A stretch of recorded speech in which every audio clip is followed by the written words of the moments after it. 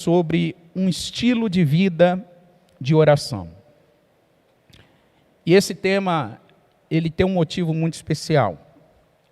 Nós temos um grupo de homens e mulheres que se reúne todas as terças aqui na igreja, e nós trabalhamos com eles o tema Celebrando a Restauração.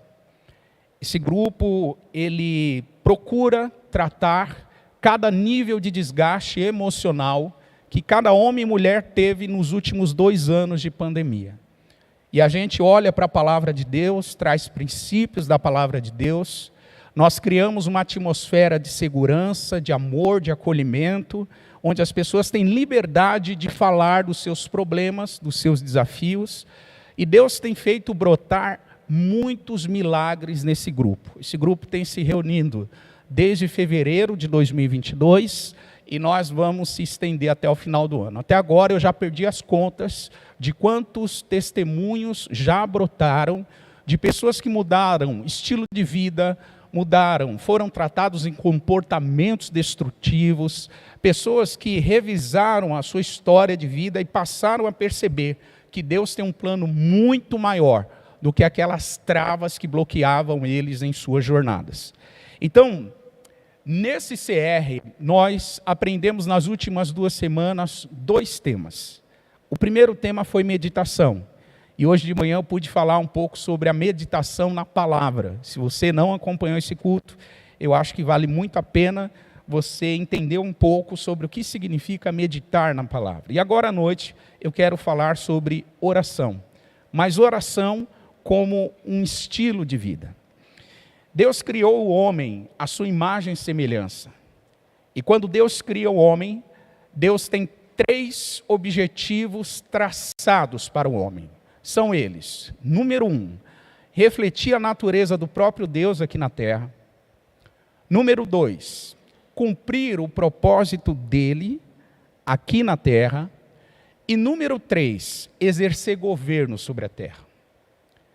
Então, quando Deus cria Adão, quando o Senhor sopra sobre ele o fôlego de vida e Adão se torna alma vivente, Deus tem 3 objetivos em mente, esses 3 que aparecem aqui. Primeiro, Deus quer alguém que reflita a sua natureza aqui. Deus quer alguém que cumpra o seu propósito aqui na terra. E Deus quer alguém que exerça governo na terra. Por esse motivo, Deus cria o homem. Esses 3 entendimentos, eles estão resumidos em um texto bíblico. Gênesis capítulo 1 e verso 26. Abra comigo a sua Bíblia. Diz a palavra: e disse Deus, façamos o homem à nossa imagem, conforme a nossa semelhança. Domine sobre os peixes do mar, sobre as aves dos céus, sobre o gado, sobre toda a terra, sobre todo réptil que se move sobre onde, gente? Deus diz, façamos o homem, façamos a imagem e semelhança, e façamos para que o homem domine. O homem foi criado para dominar. Dominar toda a criação. E Deus diz aqui muito claro, o que é a dominação? Aves que voam, peixes que estão no mar, gado que está sobre a terra, réptil que se move sobre a terra, enfim, o homem foi criado para exercer domínio sobre a terra. Agora, veja que interessante, que Deus entrega a terra para ser dominada e para ser governada por este homem que reflete o caráter dele aqui na terra. Por este homem que está disposto a estabelecer o propósito dele aqui na terra. Por este homem que tem um coração para governar, para cuidar aqui na terra. O Salmo 115, e verso 16, ele diz que os céus são os céus do Senhor, mas a terra, ele deu a quem, gente? Ele deu para nós. Diga para a pessoa que está do seu lado, ele deu para você. Percebe nesse texto bíblico que há um compartilhamento de responsabilidade, sim ou não? Sim ou não, igreja? Deus está compartilhando responsabilidade. Deus está dizendo assim, olha, eu crio a terra e entrego vocês cuidarem. Então, já que vocês vão cuidar, cuidem com responsabilidade. Cuidem numa atmosfera de implantar e estabelecer o meu propósito aí na terra. A terra não é para ser cuidada da maneira que o homem acha que é para cuidar. A terra não é para ser cuidada do jeito que a gente pensa, do jeito que os governos pensam, sejam eles de direita ou de esquerda ou de centro. Não. A terra precisa ser cuidada de acordo com um padrão estabelecido por Deus, por homens e mulheres que foram criados à imagem e semelhança de Deus e que refletem o caráter dele sobre a terra. Então, dentro desse contexto, fica fácil da gente entender o que Deus está fazendo nos nossos dias.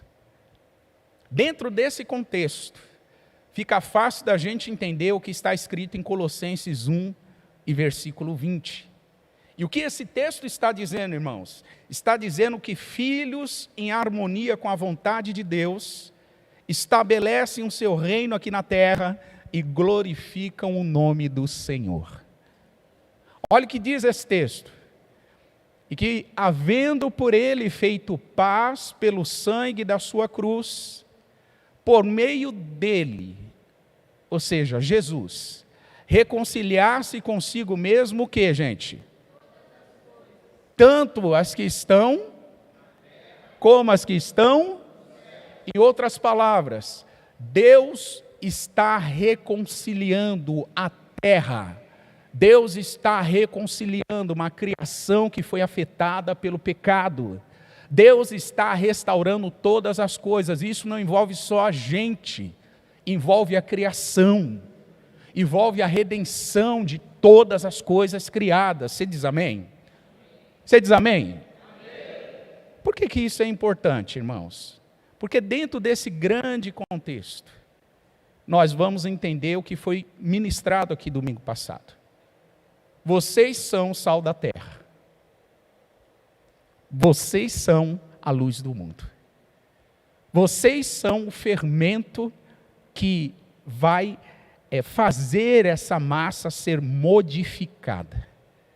É dentro desse contexto que Jesus fala para nós: vocês são sal, vocês são luz, vocês são fermento. E aí a pergunta que deve estar passando na sua mente é: pastor, tá bom, entendi essa exposição, esta introdução, mas o que isso tem a ver com oração? E isso, na realidade, tem tudo a ver com oração.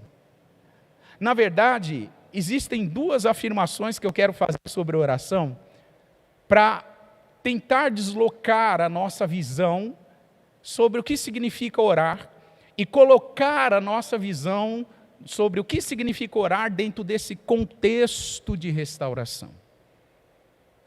Nós oramos para que a vontade de Deus seja estabelecida.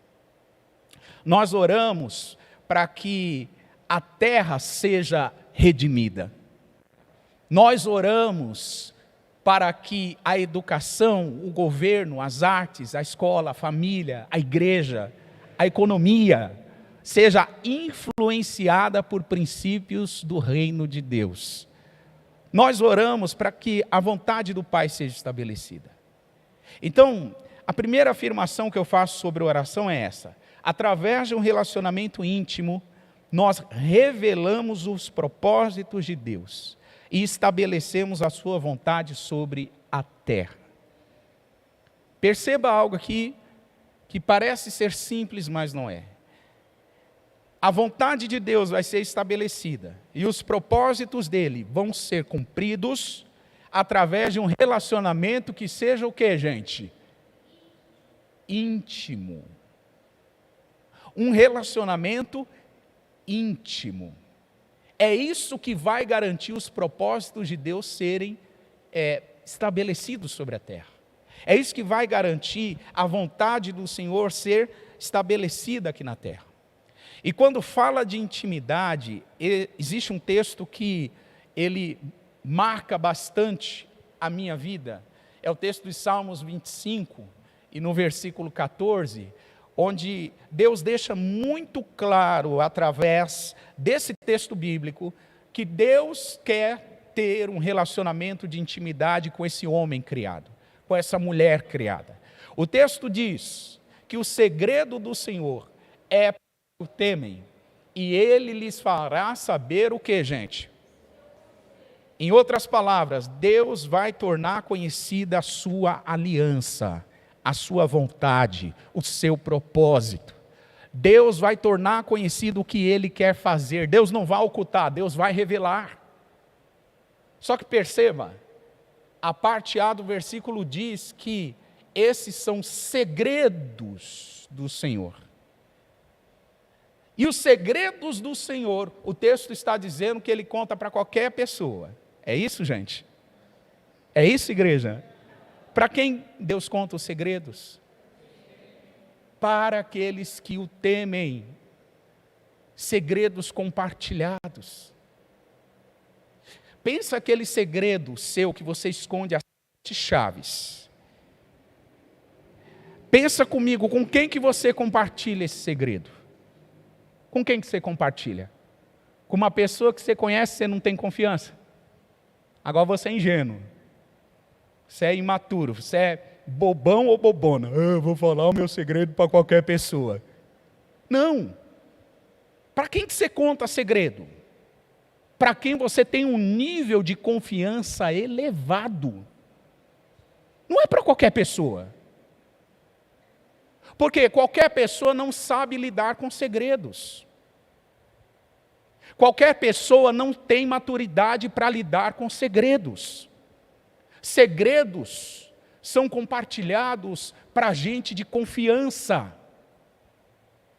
E olha o que Deus está dizendo, se essa é a dinâmica da vida natural, o que Deus está dizendo, em outras palavras, é que no reino do Espírito, Deus também tem segredos.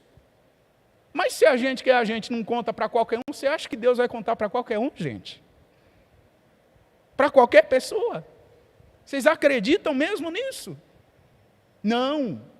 Deus não vai contar para qualquer um. Por isso que o salmista é enfático em dizer: segredos para aqueles que o temem. Para aqueles que o temem. O profeta Amós, ele entendia isso muito bem.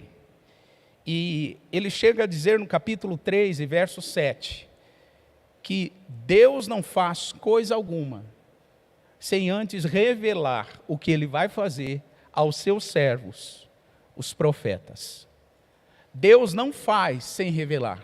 Deus sente prazer em revelar, é isso que Ele está dizendo. Só que Ele revela numa atmosfera de aproximação, de relacionamento, de intimidade. Então a oração, em primeiro lugar, ela é um recurso para relacionamento íntimo, e através disso estabelecermos os propósitos do Pai aqui na terra. Através disso estabelecermos a sua vontade aqui na terra. Então a oração, dentro desse contexto, ela significa um nível de autoridade que a gente exerce por conhecer o coração do Pai, por conhecer a vontade do Pai, por conhecer os propósitos do Pai, que serão estabelecidos aqui na terra. Agora, irmãos, é importante destacar algo. Existe uma ameaça real que tenta paralisar esse recurso extraordinário que é a oração. E essa ameaça real, ela vem do inferno. O inferno quer roubar a autoridade e o governo da igreja. A autoridade para governar e para estabelecer o propósito de Deus aqui na terra, o inferno quer roubar. E como é que ele rouba isso? Ou, aliás, por que o inferno quer roubar isso de nós? Porque o inferno sabe que uma vida de constante oração promove aqui na terra uma autoridade de governo, uma autoridade sobre circunstâncias, uma autoridade sobre problemas, uma autoridade sobre aflições. Uma vida de oração confere a nós poder, confere a nós autoridade, confere a nós sabedoria e direção para escolhas certas e para a gente governar circunstâncias. Não quer dizer que as circunstâncias não virão, elas vêm, mas ao mesmo tempo que elas vêm, elas são administradas por sabedoria de Deus, por graça de Deus, por poder de Deus que vem a nós porque a gente usa um recurso chamado oração. Então, grava isso em primeiro lugar. Através de um relacionamento íntimo, a gente revela os propósitos de Deus e a gente estabelece a vontade dele aqui na terra.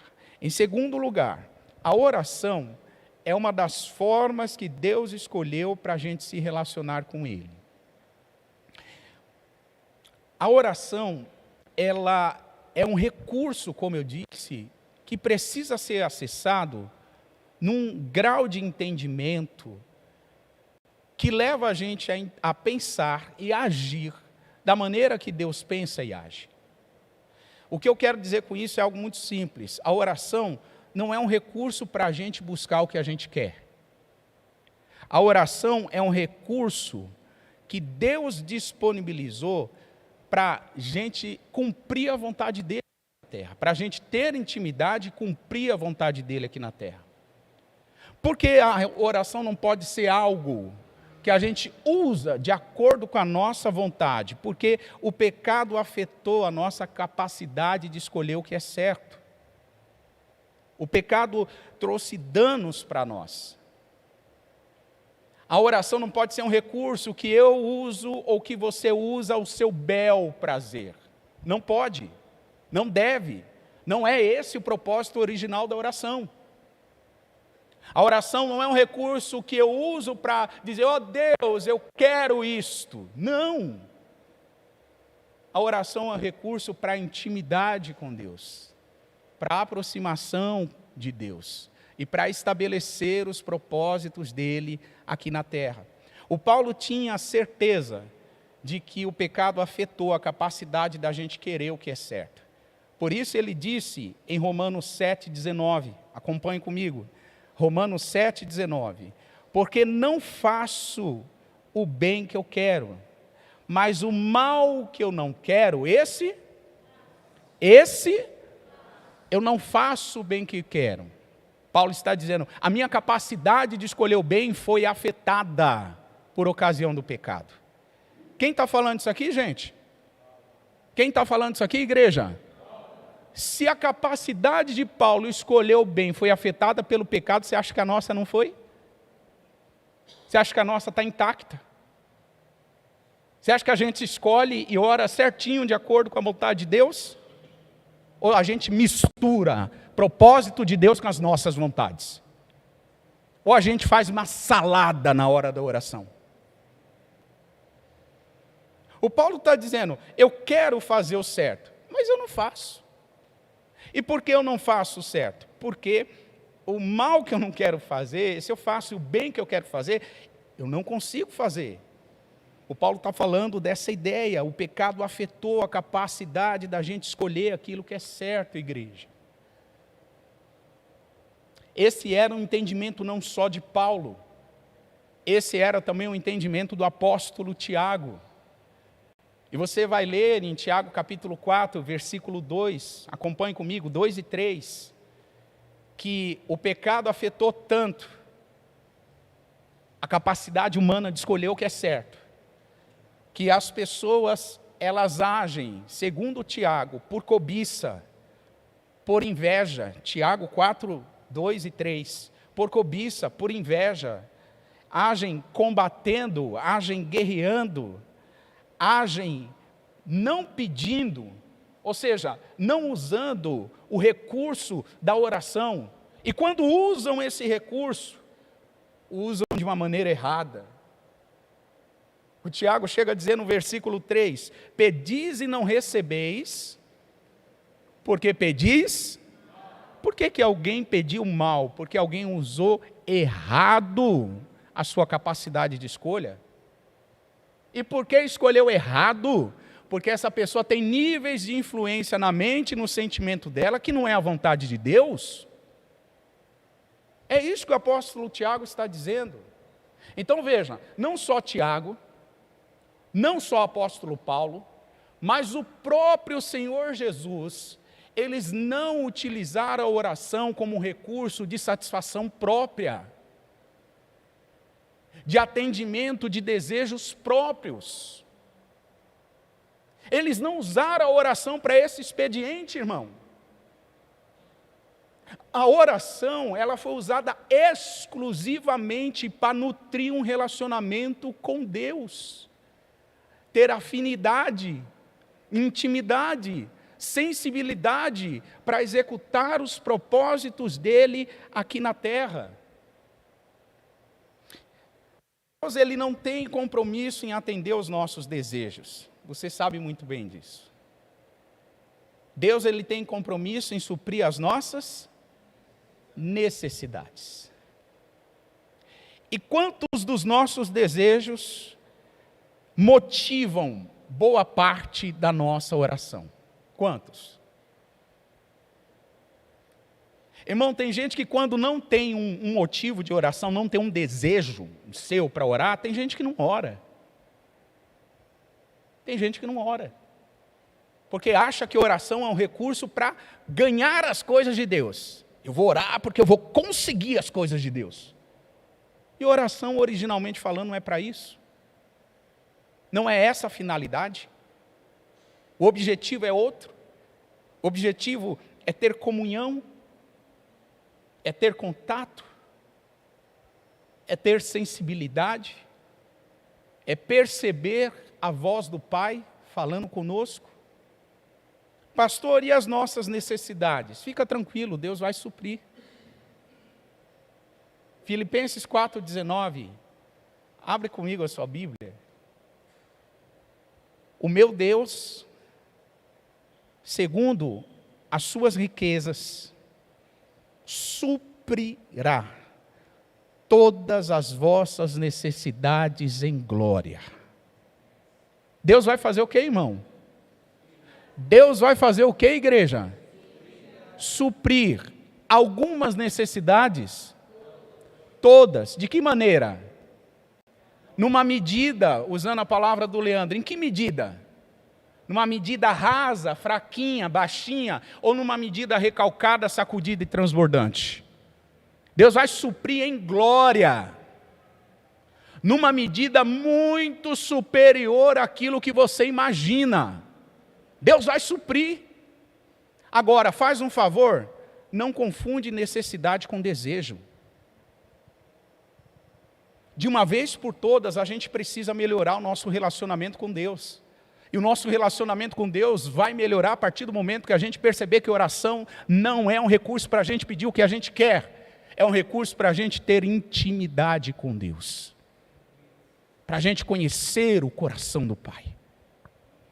Para a gente se aproximar dEle. E ter o coração dEle pulsando dentro de nós. Oração é um recurso que aperfeiçoa o relacionamento. João capítulo 17, verso 3, Jesus ele disse, a vida eterna é esta. E a vida eterna, segundo Jesus, consiste em conhecer o único Deus e conhecer a Jesus a quem Ele enviou. Esta é a vida eterna. A vida eterna é conhecer Deus. A vida eterna é conhecer Jesus. Eu disse pela manhã, e eu acho que é uma frase que cabe aqui para esse momento, sucesso segundo Deus, segundo o cristão, não é ser conhecido.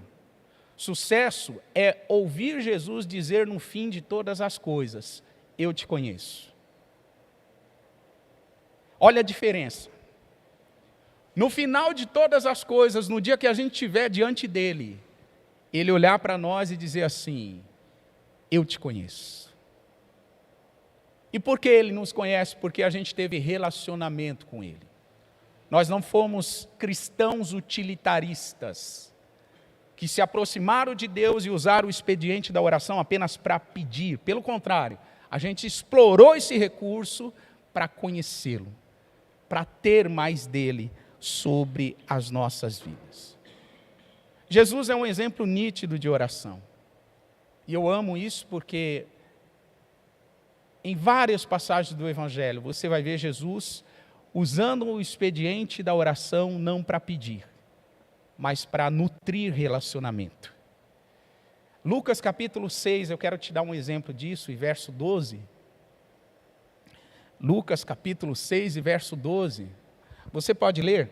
1, 2, 3.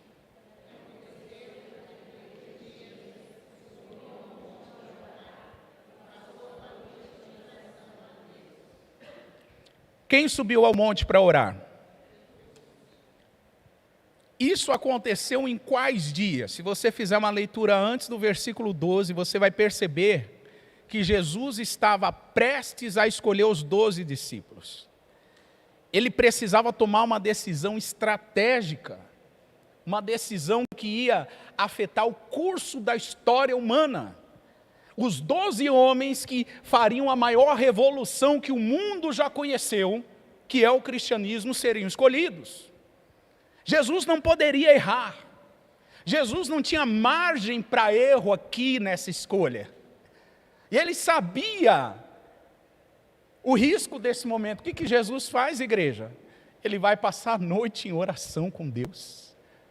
Ele vai orar, ele vai dizer: Pai, eu preciso estar muito afinado com a sua vontade. Eu preciso ouvir muito o seu coração. Eu preciso discernir muito quem são esses 12 homens que o Senhor vai usar para mudar a história do mundo. Jesus passa a noite em oração, para ter relacionamento com o Pai, para ouvir do Pai quem seriam os 12 escolhidos.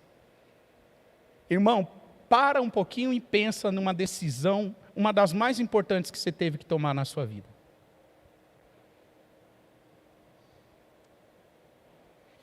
Nessa decisão que você teve que tomar, pense comigo. Se você errou ao tomar essa decisão, imagine o risco menor que você ia correr se para essa decisão você tivesse nutrido um tempo de maior qualidade e intimidade com Deus para ouvir a voz dele. Pense comigo o quanto que você seria poupado, o quanto que nós seríamos poupados de erros, se a gente toma como exemplo a vida de Jesus e diz assim: cara, eu vou usar a oração não para pedir, as minhas coisas são muito pequenas, o que eu preciso, o meu Pai já conhece, Ele vai suprir, mas eu quero pedir algo que está alinhado ao coração dEle, algo que representa a sua vontade. Nos relacionar de forma íntima nos torna conhecedores da vontade de Deus. E uma das coisas que a gente tem aprendido nessa casa é exatamente isso. Quando a gente conhece a vontade de Deus, a gente ora segundo a vontade dEle. A gente ora segundo o que Ele estabeleceu na palavra. 1 João capítulo 5 e verso 14 e 15. 1 João 5, 14 e 15.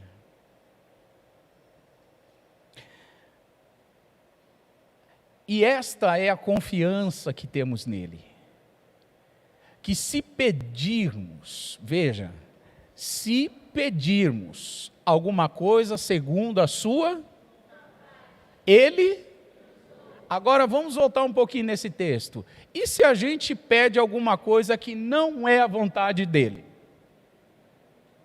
Como é que Ele reage? E se a gente pede aquilo que na verdade representa a nossa vontade, não a dEle? Como é que você acha que Deus vai reagir, gente? Então perceba, o motivo da gente ter oração não respondida, um dos motivos, é porque a gente precisa orar segundo essa vontade de Deus, e não segundo os desejos do nosso coração. Versículo 15. E se sabemos que Ele nos ouve em tudo o que pedimos, sabemos que alcançamos as petições que fizemos. Deus responde às nossas orações. Deus responde. Agora, irmão, se certifica que a sua oração é a vontade de Deus. Se certifica que ela é a vontade de Deus. Porque se não for, desculpa, o problema não está com Ele, está conosco. Sabia que tem muita coisa que eu orei e Deus não me atendeu? Porque eu orei errado? E quando o tempo passa, sabe que conclusão eu cheguei? Eu dei graças a Deus porque Deus não me atendeu. Porque se Ele me atendesse, eu estaria numa furada, numa roubada. Tem coisas que você pede segundo o teu coração, que Deus não atende e você fica bravinho, bravinha. Estou de mal com Deus porque Deus não me atendeu. Com o passar do tempo, você vai ver que Deus não te atendeu porque Ele te deu um baita de um livramento. Só que isso agora você não entende. Isso agora você reclama, você murmura. Você diz, Deus não me ama. Deus não se importa comigo. Deus não me ama coisíssima nenhuma, porque se me amasse, me atenderia. Pois é, a maior prova do amor dele é Ele não ter te atendido. A maior prova do amor dele é Ele não ter te atendido. Porque se Ele te atendesse, você estaria mal. Irmãos, eu estou tendo um papo de maturidade aqui. Papo de cristão maduro. De cristão que entende propósito. Talvez essa palavra choca um pouco a sua realidade, mas recebe porque é a verdade da palavra. Jesus disse, conhecereis a verdade, recebe essa palavra como verdade, porque ela está nos libertando. Ainda que choque você. O meu compromisso aqui é entregar aquilo que Deus quer que a gente ouça. E o que Deus quer que a gente ouça? A gente precisa aprender a pedir certo, irmãos. A gente precisa aprender a usar a oração como recurso correto de relacionamento com Deus, e não como atendimento para as nossas vontades. Um exemplo muito nítido de que Deus ouve a nossa oração é o exemplo do profeta Elias. E eu quero mostrar isso, também está em Tiago, capítulo 5, e versículo 17 e 18, Tiago 5, 17 e 18. O texto diz, Elias era um homem sujeito às mesmas paixões que nós. E orando, pediu que não chovesse. E por 3 anos e 6 meses, o que aconteceu, gente? Agora eu te pergunto, não choveu porque era a vontade de Elias ou vontade de Deus? Vontade de Deus. Mas por que Elias orou para não chover? Porque ele conhecia a vontade de Deus. Elias só chamou à existência aquilo que ele já sabia que era a vontade de Deus. Elias só disse, Senhor, essa é a sua vontade, então eu vou orar essa sua vontade. Eu vou orar para que não chova, e não vai chover. Elias só chamou à existência aquilo que ele já conhecia como vontade de Deus. Agora veja, o versículo 18. Ele diz que Elias orou outra vez. E o que aconteceu com o céu, gente? E a terra produziu o seu fruto. 3 anos e meio depois, Elias volta a orar. E agora a oração dele, Senhor, que haja chuva. E houve chuva. Porque foi a vontade de Deus. O Elias conheceu a vontade de Deus. Deus não fará nada sem antes falar aos seus servos, os profetas. Deus quer tornar a vontade dele conhecida para todos nós, a igreja. Deus não tem um profeta para este tempo, Deus tem um povo profético. A igreja é profética. Nós somos sacerdócio real, nação eleita, povo santo, adquirido. Nós somos um povo profético. Deus quer tornar a vontade dele conhecida, para que a gente chame a vontade dele aqui para a terra. Então, Elias, o verso 17 diz que era homem sujeito às mesmas paixões que nós, as mesmas fraquezas que você. Você está achando assim, Deus não vai falar comigo? Porque eu sou muito fraco, eu sou muito falho, eu sou muito pecador. Pois é, Elias também era. Sujeito às mesmas paixões. E Deus falou com ele.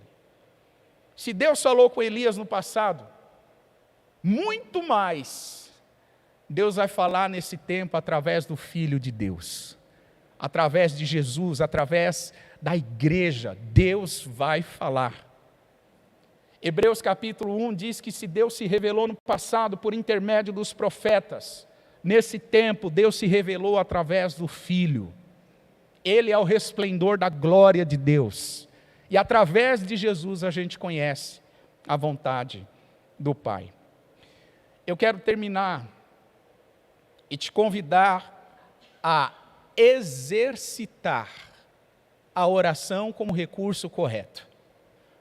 E nesse exercício eu gostaria de pedir algo muito especial a você. Por favor, não ore por seus desejos. Deixa isso de lado agora. Por favor, não ore por aquilo que você acha que é. Deixa isso de lado agora. Esse é o momento da gente usar a oração como recurso específico de intimidade com o Pai. Deixa Deus falar conosco. Deixa o Espírito Santo trazer a vontade dele ao seu conhecimento. Deixa o Senhor tornar conhecido o que Ele quer fazer. E a partir disso a gente vai orar. A partir disso nós vamos interceder. Eu quero te convidar a se colocar de pé.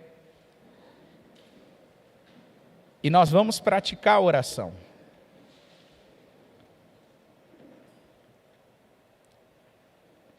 Eu gostaria de convidar você a começar, você pode começar agradecendo a Deus. Você pode começar fechando os seus olhos e agradecendo a Ele. Agradeça a Ele por tudo que Ele tem feito na tua vida. Agradeça a Ele pela palavra, pela direção, pela força, pelo ânimo. Agradeça a Ele por mais um dia, mais uma semana. Agradeça a Ele por mais um mês. Agradeça a Ele por sua família, por seu trabalho, por sua saúde.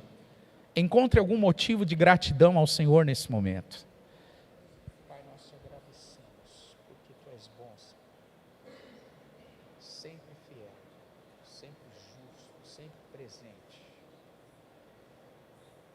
Nós queremos te agradecer. Sim, Pai, nós queremos te honrar.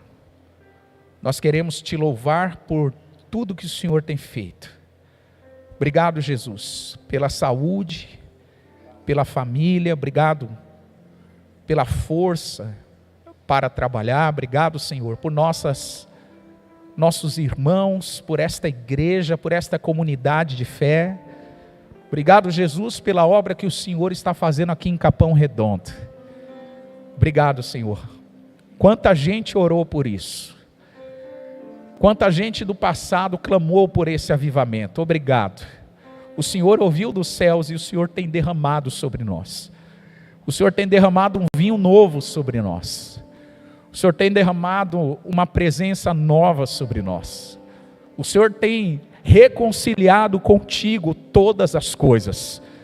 Obrigado, Jesus, porque a política será reconciliada, a economia será reconciliada, a educação será reconciliada. Obrigado, Senhor, porque as famílias serão reconciliadas, a igreja será reconciliada, a mídia, as artes, toda expressão de cultura será reconciliada contigo mesmo, porque esta é a tua palavra, esta é a tua verdade. Senhor, nós te agradecemos porque as portas do inferno não podem impedir isso. As portas do inferno não podem paralisar esta verdade. Obrigado, Senhor, porque nessa noite de revelação, ainda que essa verdade bíblica choque com a nossa realidade, Senhor, o teu povo está aberto, o teu povo está quebrantado. Expresse o seu quebrantamento, expresse a sua rendição à palavra. Irmão, pouco importa se a palavra choca a gente, pouco importa. O que importa é que a gente está quebrantado diante dele. O que importa é que a gente está rendido para a vontade dele ser estabelecida em nós. Vamos, expresse o seu quebrantamento. Nós nos rendemos ao Senhor. Nós, como teu corpo, nos rendemos, Jesus. Nos quebrantamos a essa verdade. Jesus, nós nos abrimos a esta verdade. Jesus, nós nos abrimos a essa verdade, nós reconhecemos que esta é a verdade. A oração nunca foi feita para atender os nossos desejos. Essa é a verdade, a oração não é um recurso para atender nossas vontades. Essa é a verdade, a oração é um recurso para desfrutarmos de intimidade com o Senhor, para desfrutarmos da alegria do Espírito Santo. A oração é um recurso para estarmos mais próximos de Ti. E é isso que eu te peço, Senhor, que nessa noite, toda fortaleza da mente, toda altivez de espírito, todo raciocínio que se levanta contra o conhecimento da verdade, que ele caia nessa hora, que ele seja desconstruído nessa hora, que o nosso quebrantamento atraia a sua presença, Senhor, que a nossa rendição à sua vontade atraia a sua presença, ó Pai. É isso que nós queremos te pedir, é isso que nós queremos orar, é isso que nós queremos concordar. O Senhor não fará nada sem falar antes com os teus servos. O Senhor não vai fazer nada sem antes falar com os profetas. E estamos aqui, Pai, num ajuntamento profético, num ajuntamento de profetas. Essa é a tua noiva, essa é a tua igreja, esse é o teu corpo. E nós declaramos, Pai, que nesse ajuntamento o Senhor revela a sua vontade. Revela a sua vontade sobre nossas famílias. Revela a sua vontade sobre a nossa própria vida. Revela a sua vontade sobre a nossa vida profissional. Revela a sua vontade sobre o que nós devemos estudar. Revela a sua vontade, Senhor, sobre como pedirmos perdão às pessoas que estamos rompidos. Revela a tua vontade, Senhor, sobre como iniciarmos os empreendimentos que o Senhor quer que sejam iniciados. Revela a sua vontade, Pai, sobre todos os aspectos da nossa vida. Que a tua vontade se torne conhecida. Que a tua vontade se torne conhecida.